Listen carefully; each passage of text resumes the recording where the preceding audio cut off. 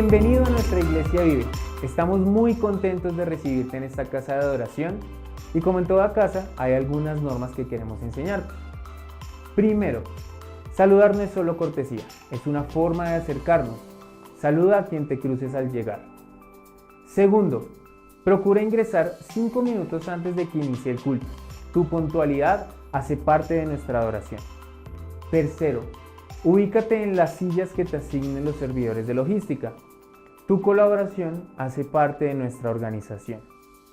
Cuarto, durante la alabanza, los niños menores de 10 años se ubicarán en las sillas de colores.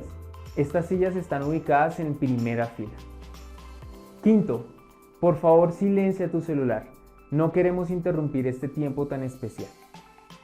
Sexto, el uso del tapabocas es opcional. Respeta a aquellos que desean usarlo. Esto es Cultura Viva.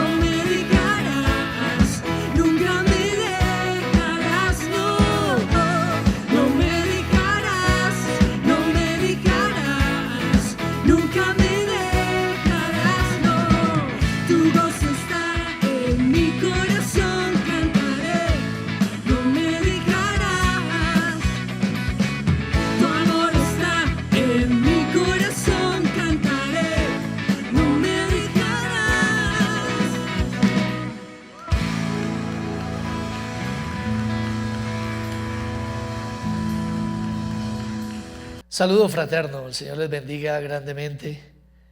Estamos en el estudio de la vida de un hombre, de un profeta que aparece abruptamente en la historia.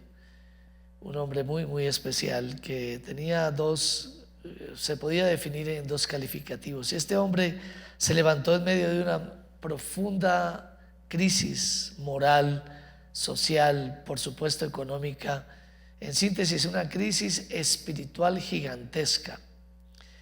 Este hombre, Dios lo llama, y los dos calificativos que le doy a este hombre es un hombre solitario y también sorprendente. Su nombre es Elías, y ese es el título que vamos a tener para el estudio y la meditación dentro del estudio de la vida de Elías. En nuestro segundo mensaje, Elías solitario pero sorprendente. 58 años había pasado desde que se dividió el reino de Israel luego de la muerte del rey Salomón, y se divide en el reino del norte y el reino del sur por medio de algunos reyes, en especial arranca con la vida del rey Jeroboam y otros más que vamos a mirar en la primera parte de nuestro mensaje. Y aparecen dos tipos de personajes y lo que los distinguió, y por supuesto estos personajes que aparecen en escena, el primero de ellos son los reyes, y el segundo personaje es el profeta. Los reyes, pues son varios los reyes, pero empieza todo con el rey Jeroboam, los reyes y su pecado. ¿Qué distinguió a los reyes? Su pecado, primer punto.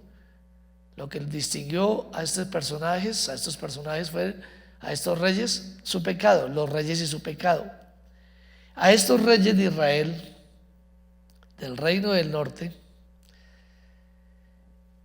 cayó sobre ellos la apostasía. ¿Cómo llegó esta apostasía? Antes que llegara el rey Acab, que es el personaje del cual vamos a estudiar en Primera de Reyes 17 en adelante, hubo 6 reyes más. El primero de ellos, que había reinado sobre el reino del norte, sobre esas 10 tribus, fue el rey Jeroboam. Todos los reyes antes de Acab, es decir, todos estos 7 reyes fueron hombres malos que repitieron los mismos pecados, o de cuando en vez en algún reinado alguno de ellos empeoraba la situación y la crisis del pueblo de Israel, y básicamente del reino, de esa parte de división que estamos hablando, los del norte. Jeroboam, Primera de Reyes 12, 28 al 32. Permítame estas lecturas de Jeroboam, de Natán, de varios. Vamos a leer lo que nos describe la Biblia acerca de estos reyes. Primera de Reyes 12, 28 al 32 dice: y habiendo tenido consejo, hizo el rey, y aquí fue donde empezó sus pecados, 2 becerros de oro, y dijo al pueblo: bastante habéis subido a Jerusalén. Jerusalén era el sitio donde se debía ir a adorar. Él va a desenfocar a los que quieren seguir adorando a Jerusalén y va a reorientar, sin el permiso de Dios, el sitio de adoración inventado por él mismo. Entonces dice: bastante habéis subido a Jerusalén. He aquí tus dioses, oh Israel, los cuales te hicieron subir de la tierra de Egipto. Y puso uno en Betel y el otro en Dan, y esto fue causa de pecado, porque el pueblo iba a adorar delante de uno hasta Dan. Hizo también casas sobre los lugares altos, e hizo sacerdotes dentro del pueblo que no eran de los hijos de Leví. Todas estas atribuciones se tomó el rey Jeroboam. Entonces instituyó Jeroboam fiesta solemne en el mes 8, a los 15 días del mes, conforme a la fiesta solemne que se celebraba en Judá, y sacrificó sobre un altar. Así hizo en Betel, ofreciendo sacrificios a los becerros que había hecho. Ordenó también en Betel sacerdotes para los lugares altos que él había fabricado.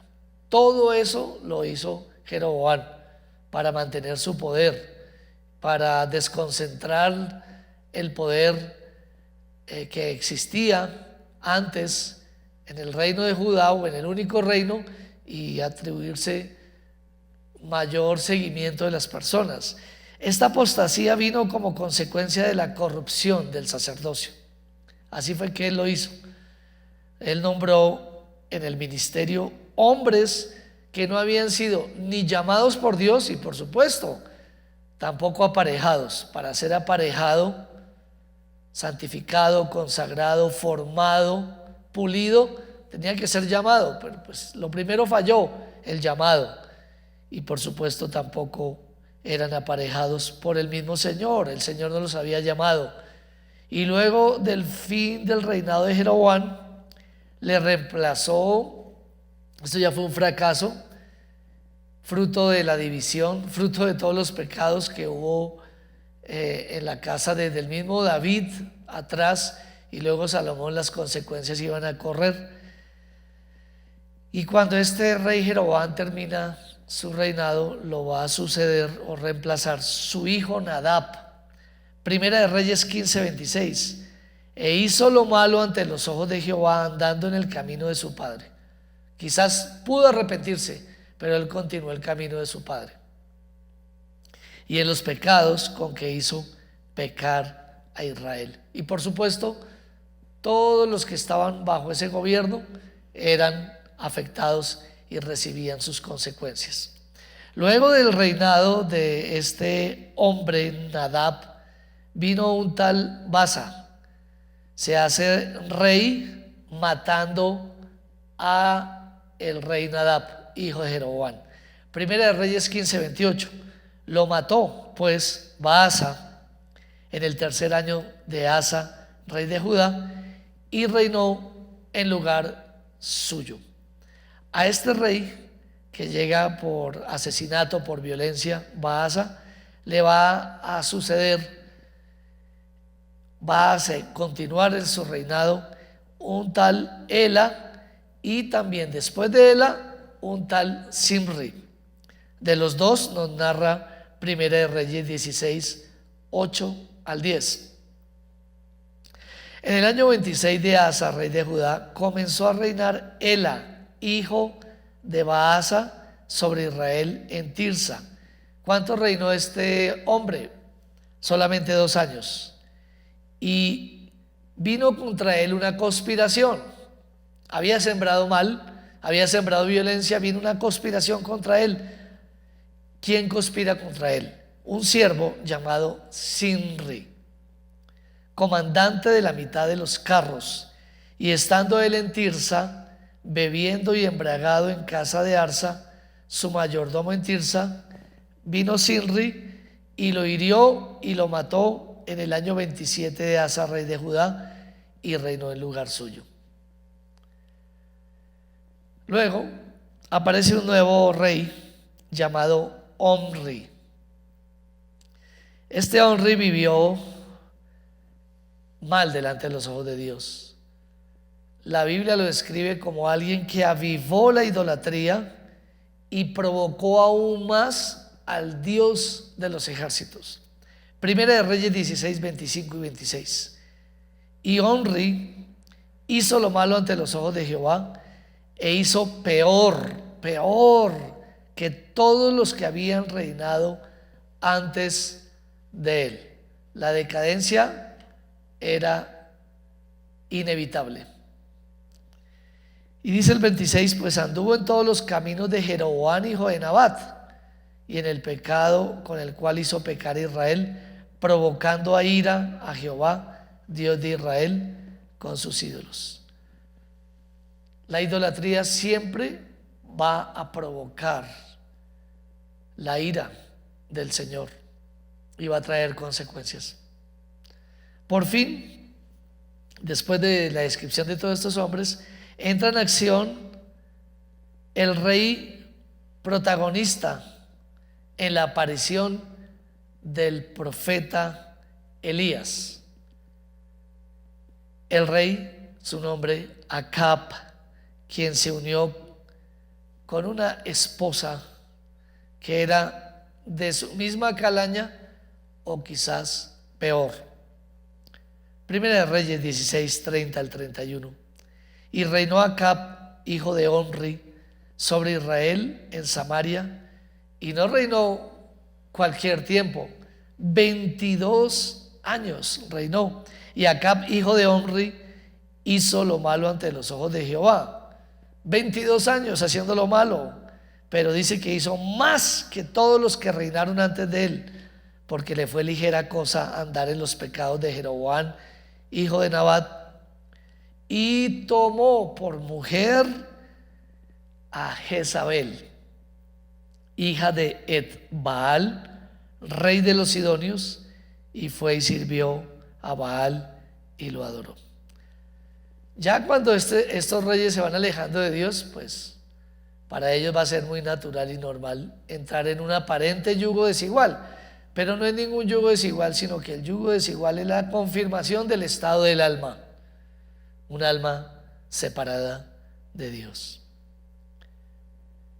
Eso está en Primera de Reyes 16:33. También nos va a hablar en 32 y 33 de esta mezcla de este rey malo con una mujer perversa que llevó a la crisis a Israel y al justo juicio temporal de Dios para con ellos. Primera de Reyes 16:32 y 33 dice: e hizo altar a Baal. Su esposa tenía esas costumbres. En el templo de Baal que él edificó en Samaria, hizo también Acab una imagen de acera, haciendo así Acab más que todos los reyes de Israel que reinaron antes que él, para provocar la ira de Jehová, Dios de Israel.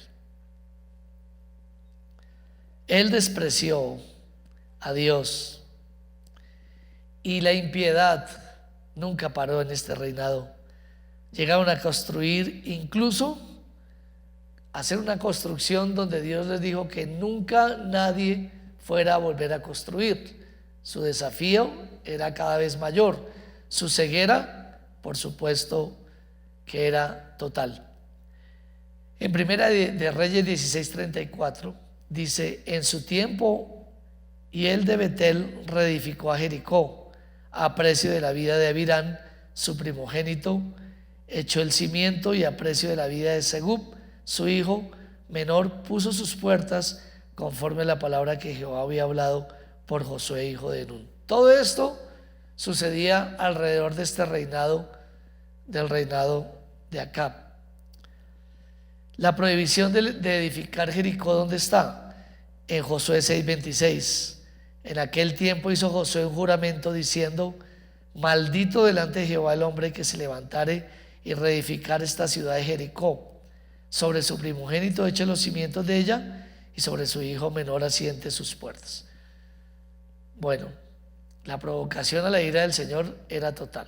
¿Por qué leer toda la vida de estos reyes? Bueno, nos describe su condición, nos describe también su obstinación para seguir haciendo lo malo y agravar su situación y justificar lo que les vendría. Y en esta historia, como les dije, hay dos tipos de personajes, y lo que los distinguió, que aparecen en escena. El primero de ellos, los reyes y su pecado, y por lo mismo, pues su grave consecuencia. No hubo alguno que se detuviera, como en algunos casos de la historia de los reyes, que decía: hizo lo malo fulano, hizo lo malo sutano, hizo lo malo perencejo, pero de pronto apareció un rey que hizo lo bueno delante de Dios. Aquí no hubo siquiera ese momento de recapacitar o de arrepentirse. Todos los reyes fueron empeorando la situación de la nación. Entonces, primero, lo que los distinguió, y el personaje a nombrar, los reyes y su pecado. Y segundo, el profeta y su petición. Y en medio de esta profunda oscuridad espiritual y degradación moral, aparece en la escena, aún de la vida pública, un testigo de Dios, que lo hemos podido describir hoy con el título de solitario pero sorprendente. Un hombre solitario, al margen. Su nombre, Elías. Primera de Reyes 17:1. Entonces Elías tisbita que era de los moradores de Galaad, dijo a Acab: vive Jehová, Dios de Israel, en cuya presencia estoy, que no habrá lluvia ni rocío en estos años, sino por mi palabra. Así aparece Elías, diciendo que era de los moradores de Galaad y que estaba en la presencia de Dios, y hizo una declaración: no va a llover. Es todo lo que empieza a decir la Biblia acerca de él. Dios levanta para su gloria este testigo, al que se le desconoce su procedencia, su nacimiento, quién lo rodeaba, de qué estirpe profética o podría llegar a venir. Aunque se sabe que eran los moradores de Galaad, no especifica de qué tribu. Elías es llamado del anonimato, por eso dijimos solitario, pero sorprendente, y hace su aparición pública. ¿Y con qué palabras entra a hablar? Y se convierte en un hombre totalmente influyente, pese a que era hasta ese momento totalmente desconocido. Y este hombre acepta el reto. Es como el reto que aceptó Jeremías, y posiblemente Elías pudo haber dicho, y haciendo el estudio de la vida de él, encontrando sus crisis. Era un hombre con muchas crisis. De pronto dijo: Señor, ¿cómo así? Si yo soy un hombre que estoy en el anonimato, que no me meto con nadie, que quizás podría llegar a ser o introvertido o analítico, observador, pero muy, muy aparte. ¿Y cómo me llamas a este reto? Bueno, podemos pensar en varios hombres que así les sucedió. Entre esos Jeremías 1:4-7 dice: vino pues palabra de Jehová a mí diciendo: antes que te formase en el vientre te conocí. Eso con respecto a Jeremías. Con respecto a Elías también. No necesitaba tener pertenecer a un gran clan familiar. Simplemente Dios lo había escogido. Antes de que te formase en el vientre te conocí, y antes que nacieses te santifiqué, te aparté. ¿Cuál era el fin de Dios? Pues claro, darle salvación, pero darle por profeta a las naciones a Jeremías. Y aquí otro gran profeta como Elías. Y hablando de Jeremías, el verso 6 dice que Jeremías dijo: Señor Jehová, he aquí, no sé hablar, he aquí soy tímido, soy como un niño, Señor. Y me dijo Jehová: no digas esto o aquello. No digas soy tímido, no digas no tengo recursos, no digas soy un niño para este caso, porque a todo lo que te envíe irás tú y dirás todo lo que te mande. Bueno, eso fue con Jeremías, y así también puedo pensar que fue con Elías. Elías tendría que ir a exponer aún su propia vida frente a un rey torpe, pero muy malo, y una esposa asesina que había matado. Con el tiempo de la historia del rey de Elías vemos cómo mandó matar profetas. Era una mujer de temer verdaderamente, una asesina, y él tiene que ir a enfrentarlos a ellos. ¿Cuánto hubiera dado Elías humanamente de no enfrentar ese tipo de angustias a la cual Dios le había llamado con su propósito? Pero ¿qué fue lo que movió a Elías a enfrentar un riesgo de muerte como este? Dios nunca le prometió, como nos pasa a nosotros, nunca nos promete X o Y cosas. Por decir algo, a Elías nunca le prometió: Elías, ve porque no te va a pasar nada. No, Elías corrió, sufrió riesgos de muerte, se asustó, tuvo pánico, se escondió. El tiempo futuro veremos esto de él. Pero entonces, ¿qué fue lo que le llevó a tomar ese riesgo? Pues hermanos, nada más sino la misma presencia del Señor, la presencia de Dios, para irse a presentar ante ellos y para irse a presentar con juicio. ¿Qué más podía motivarlo? ¿Qué nos puede motivar a nosotros a hacer una tarea siendo que estamos expuestos y viviendo tantas crisis y tantas angustias, sino la presencia de Dios? El resto nos quedaríamos inmóviles y paralizados. Primera de Reyes 17:1, volvemos a leer. Entonces Elías Tisbita, que era de los moradores de Galat, dijo a Acab: vive Jehová Dios de Israel, en cuya presencia estoy. Eso fue lo que lo movió. ¿Qué produjo Dios en Elías al manifestar su presencia en él? ¿Qué fue lo que produjo en él? Celo, sí, celo santo. Este mismo celo que en el Nuevo Testamento el apóstol Pablo narra al ver la decadencia de la iglesia de Galacia. Segunda de Corintios 11:2 dice: porque os celo con celo de Dios, pues os he desposado con un solo esposo, para presentaros como una virgen pura a Cristo. Bueno, esto es con la iglesia de Corinto, también con la iglesia de Galacia tuvo ese celo, pero aquí con respecto a los de Corinto: os celo con celo de Dios, pues os he desposado con un solo esposo, para presentaros como una virgen pura a Cristo. La amenaza era seria, y es que si se nos ocurriera permanecer en tinieblas y en idolatría, el celo de Dios vendrá y fluirá. En 1 Corintios 10:22 nos habla de este celo, cuando habla en 1 Corintios 10 que todos estuvieron bajo la nube, todos bebieron la misma roca espiritual, todos pasaron el mar, todos estaban bajo condiciones de protección, pero de algunos de ellos no se agradó Dios, porque le tentaron varias veces, porque cometieron inmoralidades. Y aquí aparece en 1 Corintios 10:22, porque se mezclaron con las naciones. Y dentro de ese contexto también está que si vamos a provocar a Dios, que si vamos a Corinto, el Pablo les dice: ¿beberemos la copa de Dios y beberemos la copa de los demonios? De ninguna manera. Y así puede pasar actualmente con el pueblo de Dios en tiempos de Halloween.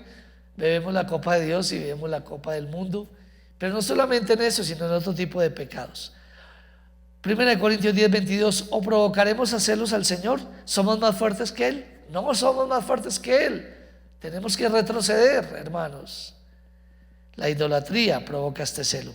Hechos 17:16 nos habla de este celo de Pablo también, no solamente en cuanto a su pueblo y la iglesia, sino en cuanto a las naciones, en cuanto a la evangelización. A nosotros se nos dice que los pastores y los líderes y la iglesia no deberíamos meternos en política ni en nada de eso, sino simplemente estar calladitos, sin mencionar absolutamente nada. En estos días, aquí en Colombia, que se ha querido aprobar la marihuana como algo recreativo, y un exponente que está en el Congreso diciendo que él ha tenido éxito, él es una persona adicta a la marihuana y ha tenido éxito, ha podido estudiar estando bajo la marihuana, graduarse estando bajo la marihuana, tener posgrados, estar en el mismo gobierno, ser llamado de unos puestos especiales, y que qué buena es la marihuana, y que aún en su salud está sin que le pase absolutamente nada. Pues hermanos, la marihuana, el aborto, la anarquía, todas estas cosas, la impunidad, nos produce celo. No solamente lo que pasa dentro de la iglesia, sino dentro de la nación. El Señor dijo: no ruego que los quites del mundo, y así no actuamos. Pastor, no hable nada de la política de la nación, no, sino que los guardes del mal, hermanos. Y Hechos 17:16 dice que Pablo, cuando llegó a Atenas, sintió ese celo. Mientras Pablo los esperaba en Atenas, su espíritu se enardecía viendo la ciudad entregada a la idolatría. Hermanos, estamos viendo una ciudad entregada a la idolatría. Estamos viendo cosas gravísimas. Y es imposible que, si somos de Dios y oramos, y si se nos pide orar por la nación, nos sintamos el celo de Dios y nuestro espíritu también se enardezca viendo lo que pasa en nuestra ciudad, viendo lo que pasa bajo nuestro presente gobierno. Entonces vino un pedido de Elías en medio de este celo que Dios puso en él, producto de su presencia. Permítame leer otra vez Primera de Reyes 17:1. Entonces Elías Tisbita, que era de los moradores de Galaad, dijo a Acab: vive Jehová Dios de Israel, en cuya presencia estoy.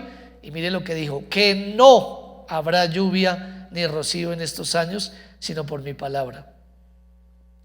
Hermanos, si ellos estuvieran viviendo el tiempo que nosotros vivimos, llenos de lluvias en épocas de abril o en épocas de octubre, decir una cosa así sería un alivio, que no siguiera lloviendo tanto. Pero son tierras donde necesitan el agua y necesitan las lluvias, y la mayor parte del año no llueve. Y Elías llega y dice: pues no va a llover. Y se expresa como una petición que ahorita la vamos a ver: Señor, que no llueva. Acab, no va a llover, porque hemos orado para que no llueva. Hemos orado porque Dios nos ha puesto en nuestra boca orar para que no llueva. Estoy hablando de Elías. Jezabel había destruido los altares de Dios y matado a sus siervos, sustituyéndolos por sacerdotes idólatras del paganismo.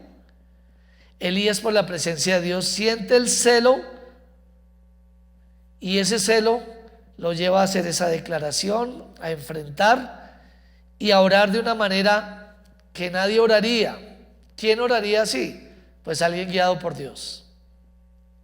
No quiero decir que todas las personas deban orar así, sino que alguien guiado por Dios puede llegar a orar así, no declarando bendición, sino declarando una calamidad o pidiendo para que ésta venga. Santiago 5:17: Elías era hombre sujeto a pasiones semejantes a las nuestras y oró fervientemente. Hermano, no solamente oró para que no lloviera y cayera un castigo, una disciplina y un juicio, sino que lo hizo fervientemente, permanentemente, con su corazón, con su alma, con su espíritu. No fue un momento emocional, fue un momento espiritual. Elías oró para que no lloviese, y no llovió sobre la tierra por 3 años y 6 meses. 42 meses, más de 1200 días necesitando la lluvia, con gran hambre en la tierra, hermanos. Y este hombre ora así. Quizás se sintió como nosotros frente a la crisis nacional o frente a la apostasía que a veces en la iglesia hay, o la práctica del pecado que se puede tener. Pero lo que hay que resaltar, hermanos, es que él oró, y por ahí empezó todo, la restauración de la nación, por la oración. Y debemos orar, hermanos, empezar a orar. La ley de Dios era pisoteada. Dentro de la iglesia dentro del pueblo, para ellos había una crisis moral. La impunidad era lo que se pavoneaba en medio de este reinado de este rey Acab, como hoy la impunidad se pavonea bajo el gobierno en el que nosotros también estamos. Paz total, impunidad total. Y en ese tiempo era así. Y el justo castigo de Dios parecía que no fuera a llegar, ni la limpieza, ni la posibilidad de una nueva gracia y de una nueva misericordia. Dios tenía su sentencia, y esa sentencia comenzaría por la oración, porque levantaría un hombre que quizás también se tendría que arrepentir. Elías, un hombre sujeto a debilidades como las nuestras. Primero, arrepentirse de sus pecados, confesarlos. Segundo, también, así sea el de omisión, el de vivir lejos de la realidad, también orar por el pecado de su pueblo, el pecado de su nación, de los conocedores de la ley, del mal sacerdocio. y también, por supuesto, lo que eso implicaba como nación. Y así empezó todo. Dios tenía su sentencia que comenzaría por la oración. Salmo 50, 21, y voy terminando. Estas cosas hiciste y yo he callado. Pensabas que de cierto sería yo como tú, pero te reprenderé y las pondré delante de tus ojos. Sufrimos consecuencias por nuestro pecado en general, pero sufrimos consecuencias por nuestra obstinación en mantenernos en nuestros pecados, de omisión o de comisión. Y hermanos, si Colombia no se vuelve a Dios, y si el presidente y sus gabinetes y sus ministros no invocan a Dios, sino se siguen complaciendo en los ritos con los cuales han sido subidos y puestos bajo brujería y cosas así, y si la iglesia no se arrepiente, si no nos arrepentimos nosotros también, hermanos, y no limpiamos nuestra casa y no limpiamos nuestras vidas, tendremos que lamentar, y de pronto una oración contraria, entre comillas, tendría que suceder, de que Dios no nos deje ir de cabeza al pecado, sino que intervenga, y las consecuencias como están pasando hoy, que la gente, por más que pretenda edificar y unirse en el Senado, en el Congreso y buscar las mayorías, aún todo lo que pretendan hacer, mientras ellos edifican, el Señor va destruyendo atrás, porque hay una siembra mala y porque no hay un arrepentimiento verdadero. Entonces muchas personas no oran por la paz total, sino por la disciplina, y dan gracias por ellas. Elías debió sentir el mismo llamado a exponerse como lo sintió Moisés. Moisés tenía que ir ante Faraón y hablar, y así hoy la iglesia tiene ese mismo llamado: denunciar su propio pecado y también ser luz, denunciando el pecado de los gobernantes y de nuestra nación, que está sufriendo, pero sufre las consecuencias que se merece porque hemos pecado contra Dios. Así Dios nos ha llamado también en este tiempo como Elías. Quizás seamos muy solitarios, la iglesia, un grupo muy pequeño, muy escondido, solitarios, pero Elías fue sorprendente. Que ojalá nosotros también seamos sorprendentes como fue Elías, solitario pero sorprendente. Que el Señor nos ayude. Bendiciones.